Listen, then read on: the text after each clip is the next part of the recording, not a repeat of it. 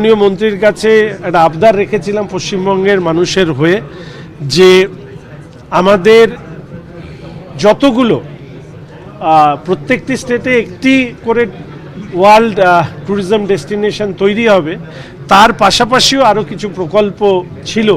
তো সেখান থেকে তিনি আমাকে কথা দিয়েছেন 1+1 আরও একটি ডেস্টিনেশন ওয়ার্ল্ড ক্লাস ডেস্টিনেশন হিসেবে তৈরি করা হবে। এবং এই ক্ষেত্রে সবথেকে বড় বিষয় যে শুধু পর্যটন দপ্তর নয়, অ্যালাইড যে দপ্তরগুলো আছে সেটা কোথাও আমাদের আরবান ডেভেলপমেন্ট হতে পারে, কোথাও এভিয়েশন মিনিস্ট্রি হতে পারে, কোথাও পিডাব্লিউডি হতে পারে, এই সবটাকে মিলিয়ে huge amount of money will be invested. সেখানে দাঁড়িয়ে নানা ধরনের বিষয়, অ্যাক্টিভিটি বেসড ট্যুরিজম, যেরকম আমরা বলেছিলাম দার্জিলিংয়ের ক্ষেত্রে যে ওয়ার নেচার মিটস অ্যাডভেঞ্চার, আমরা সুন্দরবনের ক্ষেত্রে বলেছি ব্লু কার্বন ইকোনমি, তার সাথে গ্রিন ট্যুরিজমের কথা আমরা বলেছি।